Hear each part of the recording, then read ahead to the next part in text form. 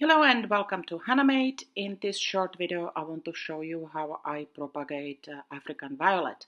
So I love my African violet. It is pretty old, and once a while, probably twice a year, I chop off maybe 30 leaves actually. I put them in water, and within a few weeks I have roots, as you can see here. I do like to keep them on my windowsill where it's nice and sunny.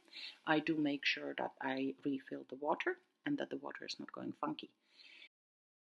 So here's everything you need. You need some flower pots. I love clay with a hole on the bottom. I have few different sizes.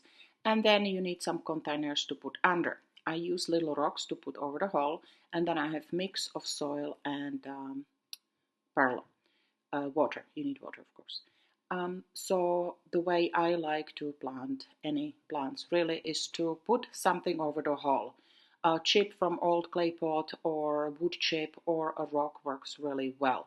Then I put the soil in, then I make sure I water it properly. It does take a little while to get soaked in properly. Then I poke a hole with my finger or whatever tool you have. I love to getting dirty.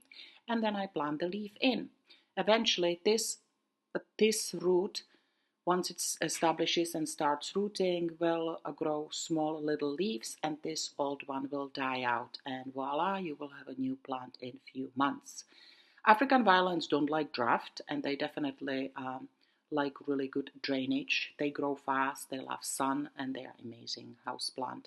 As I mentioned, I love using clay pots because I think they are superior. They do give out the moisture and also drain it out if necessary. You will really see difference if you plant exactly same plant in, say, ceramic pot versus clay one.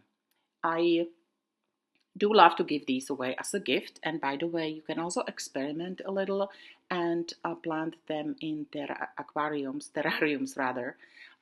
So some kind of enclosed glass container, you can plant them there. They will fill really nicely, and they would love it because there will be no draft.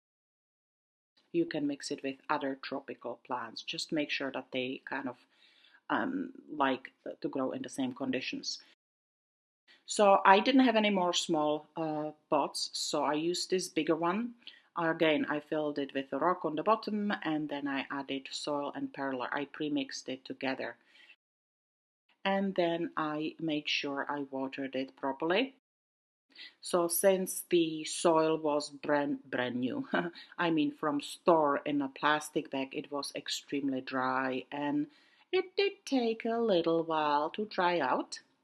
However, you do really want to make sure the soil is properly soaked before you plant any new plant in. So as you can see, I kind of was patiently waiting for all the water to soak in the soil. And then I decided to just basically plant a whole bunch of African violets in it. Once they are established and once they have small leaves, it'll be super easy to replant them in smaller pots. If I decide to, I will experiment and I will keep them all together in one pot. I think it will fill fantastically. By the way, those are beautiful pink violets. There are tons of different colors, and I was thinking it'll be cool to combine different varieties or different colors at least in one large pot. I think it'll be pretty cool. I want to point out one more thing. So if you are using flower pots with hole on the bottom, you do want to make sure you have some kind of container underneath so it catches the water.